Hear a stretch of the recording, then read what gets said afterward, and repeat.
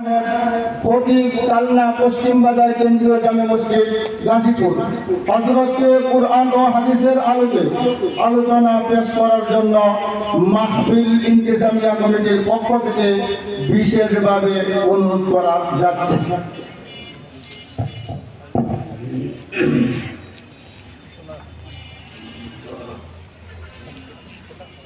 السلام عليكم ورحمة الله. وعليكم السلام ورحمة الله وبركاته.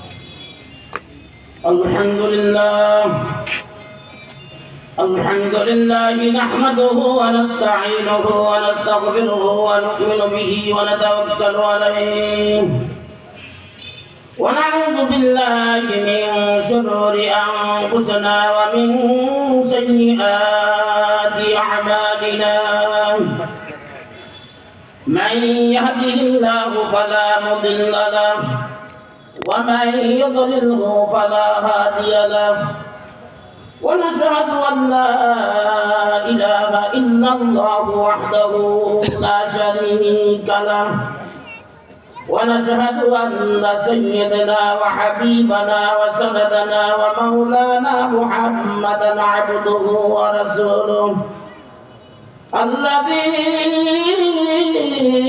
أرسله بالحق بشيرا ونذيرا وداعيا إلى الله بإذنه وسراجا منيرا.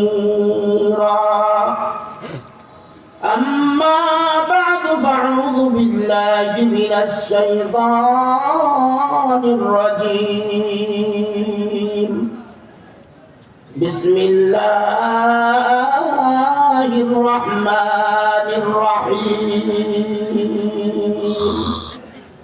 ومن يبتغ غير الإسلام دينا فلن يقبل منه وهو في الآخرة من الخاسرين. وقال تعالى يا أيها الذين آمنوا ادخلوا في السلم كافة.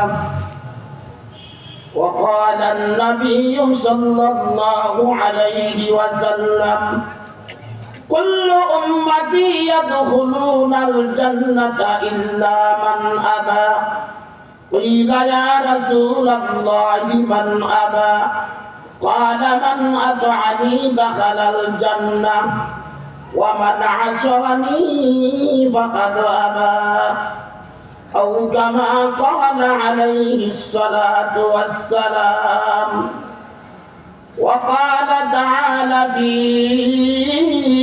موضع آخر إن الله وملائكته يصلون على النبي يا أيها الذين آمنوا صلوا عليه وسلموا تسليما.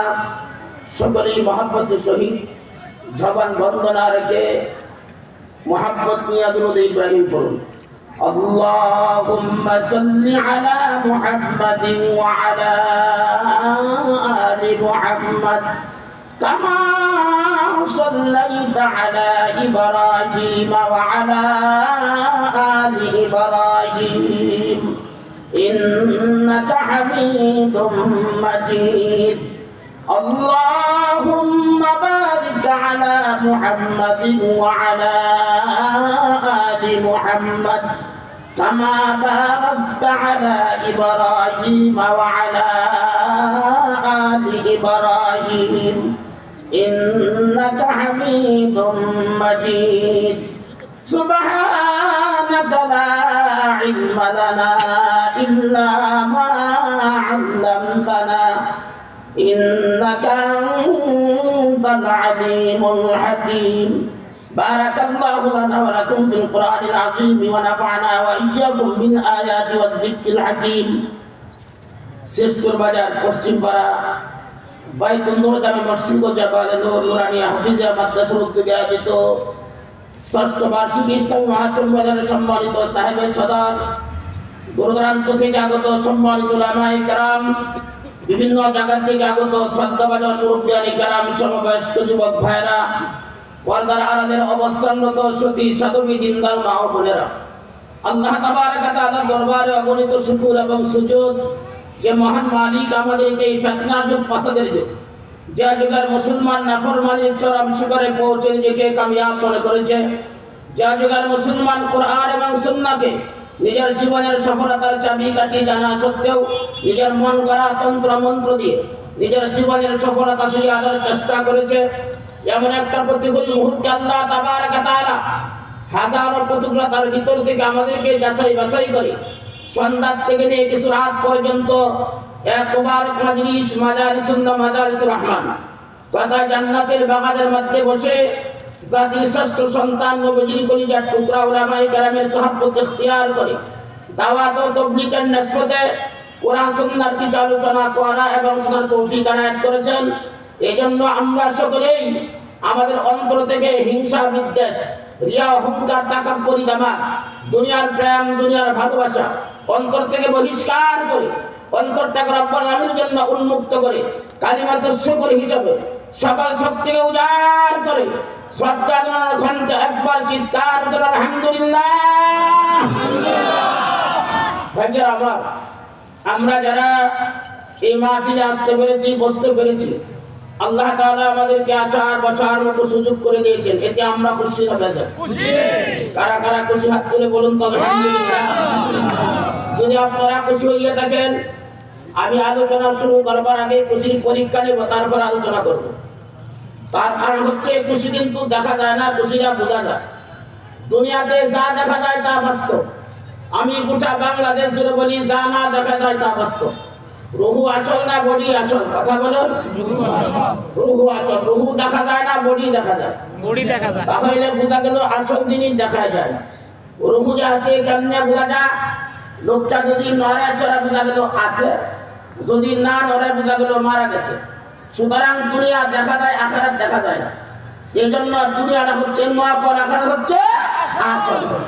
এই জন্য আপনারা খুশি না বেজার আগে জানবো, তারপর আলোচনা করব। তার কারণ হচ্ছে কোরআনে কারিমের আলোচনা শোনা যেরকম দরকার, আলোচনা শোনার জন্য উপযুক্ত পরিবেশ মন মানসিকতা তৈরি করে সেরকম দরকার। কথা ঠিক না? কারণ গাছে যদি পাখি থাকে, গুলি দিলে কিন্তু শিকার হয় না, কেন শান্তি করতে হয়। কথা বলেন না কেন? কোরআনে কারিমের আলোচনা যারা শুধু এই বাহ্যিক কান লাগাইয়া শ্রবণ করবে, এদের জন্য কোরআনে কোনো উপদেশ নাই। আল্লাহ নিজে ওয়াজ করেন, ইন্না ফি যালিকা লাযিকরা লিমান কানা লাহু কলবুন আও আলকাস সামা ওয়া হুয়া শাহীদ। আল্লাহ বলে ইন্না মানে নিশ্চয়, ফি মানে মধ্যে, লাযিকরা লিমান কানা লাহু কলবুন আও আলকাস সামা শাহীদ। এই কোরআনে কারিমের ভিতরে সুন্দর সুবদাস আছে তাদের জন্য, তারা দিলের কান লাগাইয়া শ্রবণটা গ্রহণ করে। আল্লাহু আকবার বলেন। আপনাদেরকে জিজ্ঞাসা করি, ওয়াজ করা হবে, জিজ্ঞাসা করি আপনারা যারা ওয়াজ শুনতে বসছেন, আপনাদের প্রত্যেকের দিলের কান সাথে আছে? দিলের কানটা দেখাইতে পারবেন? আমি নগদ দেখাই দেই, বাকি না। রাস্তার ভিতরে বসে আছেন আপনার ভাইয়া, আপনারা 5 জন, আপনার 50টা ডাক দিল, অনেকগুলি ডাক দেওয়ার পরে কাছে একটা ডাক থাকে, বলতেছো ভাইয়া তোমার তো ডাক দিলাম, তুমি শুনলা না? আপনি বলতেছেন দুঃখিত, আমি একটু অন্য দিনে ছিলাম, বোঝাবো দিলের কান্ডা অন্য দিনে, এই জন্যই বাহ্যিক কানে কাজ করে নাই। সামনের দিয়ে গেলে দেখেন লোকটা 50 বার গেল, এতবার গেলাম দেখলাম না, করে দুঃখিত আমি একটু অন্য দিনে ছিলাম, বোঝা গেল দিলের চক্ষু অন্য দিনে, এই জন্যই বাহ্যিক চোখে কাজ করে নাই। ঠিক না? মানব চিন্তা ভাবনা করে গবেষণা দিন দ্বারা আল্লাহ বলেন, যাদের কান লাগাইয়া কোন হাদিস শ্রবণ করবে না, গ্রহণ করবে না, আফালা ইয়াতাদাব্বারুনাল কুরআন আম আলা কুলুবিন আকফালুহা। আল্লাহ বলেন, তোমাদের অন্তরের মধ্যে কি তালা বিদ্ধ হয়ে গেল নাকি? আমি আল্লাহর কোরআন সে তোমরা চিন্তা করো না, গবেষণা করো না। আল্লাহ বলেন চিন্তা ভাবনা কোন হাদিস শ্রবণ করবে না, গ্রহণ করবে না।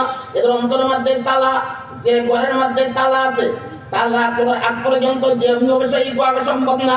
আল্লাহ বলেন যে ব্যক্তি দিলের কান লাগাইয়া কোন হাদিস শ্রবণ করবে না, গ্রহণ করবে না, কিয়ামত পর্যন্ত ওয়াজ শুনবে কিন্তু অন্তরে হিদায়াত ঢুকবে না। ওয়াজ কিন্তু করা হবে। জিজ্ঞাসা করি আপনাদেরকে, কথা বলবেন, কোরআন হাদিস শুনলে কি হিদায়াত পাওয়ার কথা না হিদায়াত থেকে বঞ্চিত হওয়ার কথা? কিন্তু দুঃখজনক ব্যাপার, আমাদের বাংলাদেশে যে পরিমাণ ওয়াজ নসিহত হয় বিশ্বের কোথাও হয় না। কিন্তু এত ওয়াজ নসিহত হওয়ার পরেও শতকরা 90% মানুষ বর্তমানে হিদায়াত থেকে বঞ্চিত। কারণ কি? আমি মাঝে মাঝে বলি, বাজার থেকে আমরা অনেক সময় চাউলের বস্তা কিনে আনি, এই চাউলের বস্তার সাথে সাদা সাদা কিছু পাথর থাকে। মহিলারা অনেক সময় এই চাল থেকে পাথরগুলি ছাড়াই করে, ভুলবশত কিছু পাথর কিন্তু থেকেও যায়। তখন এই চাউলের সাথে পাথরগুলিকে জাল দেওয়া হয়, চালগুলি কিন্তু বাতে পরিণত হয়, পাথর কিন্তু পাথরই থাকে। এই সমাজের ভিতরে ইমানদার নামদারি কিছু পাথর মার্কা বাটফা মুনাফিক মার্কা মুসলমান আছে। ওয়াজের মাহফিলে আইসা সুদের বিরুদ্ধে ওয়াজ শুনবো, ঘুষের বিরুদ্ধে ওয়াজ শুনবো, হাজার ফুদের বিরুদ্ধে ওয়াজ শুনবো, ফিরে সাজদা দেওয়ার বিরুদ্ধে ওয়াজ শুনবো, গান বাজনার বিরুদ্ধে ওয়াজ শুনবো, শিরিকের বিরুদ্ধে ওয়াজ শুনবো, বিদআতের বিরুদ্ধে ওয়াজ শুনবো। সবার থেকে যাইয়াই আবার পুনরায় বাট করে কি করবো? ওই পাথর কিন্তু পাথরই থাকে। ঠিক আছে, ঠিক ছিল ভাব। কোরআন হাদিস শুনলা কোনটা হিদায়াত পাইলো আর কোনটা হিদায়াত থেকে বঞ্চিত, এই সম্পর্কে আল্লাহ বলেন, আল্লাহু নাযালা আহসানাল হাদিস কিতাবাম মুতাশাবিহান মাযানিয়া তাকশাইরু মিনহু জুলুদুল্লাযীনা ইয়াখশাউনা রাব্বাহুম থুম্মা তালিনু জুলুদুহুম ওয়া কুলুবুহুম ইলা যিকরিল্লাহ যালিকা হুদাল্লাহ ইয়াহদি বিহি মান ইয়াশা। আল্লাহ বলেন, এই কোরআনে কারীম আমি রবের পক্ষ পূর্ণ করেছি। এই কোরআন হাদিস শ্রবণ বিশ্বের বিজ্ঞানী কোরআন একবার না দুইবার না বারংবার জানিয়ে দিয়েছি। এই কোরআন সমস্ত মানুষ যাদের অন্তরে ঈমান আছে, প্রেম আছে, ভালোবাসা আছে, এদের পরিচয় হচ্ছে। এদের সঙ্গে আমি আল্লাহর কথা বলার সাথে সাথেই ফুল গাছের যেমনি কালেগুলি দাঁড়িয়ে থাকে, আল্লাহ বলেন আমার বান্দার অন্তরে পরিবর্তন হইয়া তাদের শরীর রঙগুলি আস্তে আস্তে নাড়াচাড়া দেয়। ওই বান্দার বিনয়ের সহিত তার দিল এবং তার শরীর আমি আল্লাহর কোরআনের দিকে, আমার আদেশের দিকে ঝুঁকে পড়ে। আল্লাহ বলেন যালিকা হুদাল্লাহ ইয়াহদি বিহি মান ইয়াশা। আল্লাহ এই হিদায়াতের পক্ষ নকশা নমুনা, এই নমুনা আমি আল্লাহ সকলকে দান করি না, যারা পছন্দ করি ভালোবাসি তারা দান করি। আল্লাহু আকবার। আপনাদেরকে জিজ্ঞাসা করি, আপনারা কি এখানে আল্লাহর ভয়ে আসছেন? কারা কারা আসছেন হাত তুলে বলুন আল্লাহু আকবার। আরে বুঝা গেল আল্লাহ তাআলা আপনাদেরকে হিদায়াতের নকশা নমুনা দান করেছেন, আলহামদুলিল্লাহ বলেন। আলহামদুলিল্লাহ। আপনারা খুশি না বেজার? খুশি। এবার খুশির পরীক্ষা করে তাফসীর। রাসূল করিম সাল্লাল্লাহু আলাইহি ওয়াসাল্লাম হাদিস শরীফে ইরশাদ করেন, তোমরা ফরজ নামাজটা যে জায়গায় বসে পড়ো, যদি সম্ভব হয় সুন্নাত নামাজটা একটু নড়ে চড়ে আলাদা করবা। তার কারণ কি?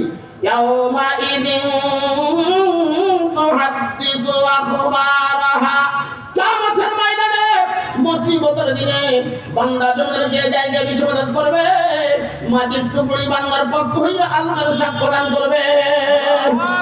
এক জায়গায় সুন্নাত পড়লাম আর এক জায়গায় ফরজ পড়লাম, শক্তি বেশি হলে না কম হইল? আসলে মানে আপনাদের শক্তি বেশি দরকার না কম দরকার? সারাবার মতো হাতটা তুলেন তো, কার কার বেশি দরকার? হাত নামাইবেন না। শক্তির বেশি দরকার, এই কথাটা কি মুখ থেকে বলছেন না অন্তর থেকে বলছেন? যাদের মুখ আর অন্তর দুইটা কখনো এক নয়, এরা কি মুমিন না মুনাফিক? আপনারা যারা হাত তুলছেন আপনারা মুমিন না মুনাফিক? এবার আমি নগদ বুঝতে পারবো যারা হাত তুলছেন তার মধ্যে কে মুমিন কে মুনাফিক। যারা অন্তর থেকে বলছেন শক্তি বেশি চান, যাদের সামনে ফাঁকা জায়গা পূরণ করে সামনে আসেন বেশি টাকায় বসা হবে, শক্তি বেশি হবে। যারা কথা কাজে মিল নাই, 2 নম্বর মুনাফিক, তারা তো জীবনে হইব না। 1 নম্বর যারা এসে আগে সাইজ করে আসেন। মাশাআল্লাহ মাশাআল্লাহ, সামনে আসেন। মাশাআল্লাহ মাশাআল্লাহ মাশাআল্লাহ, হয়ে গেছে। জিকির লা ইলাহা ইল্লাল্লাহ, লা ইলাহা ইল্লাল্লাহ, লা ইলাহা ইল্লাল্লাহ,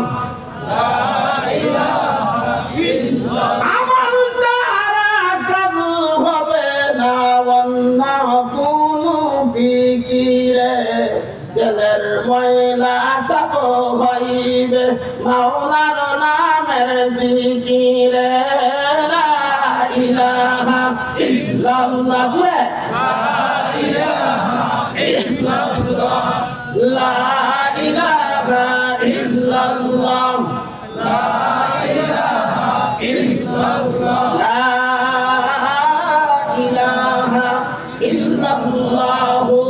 মুহাম্মাদুর রাসূলুল্লাহ সাল্লাল্লাহু আলাইহি ওয়াসাল্লাম।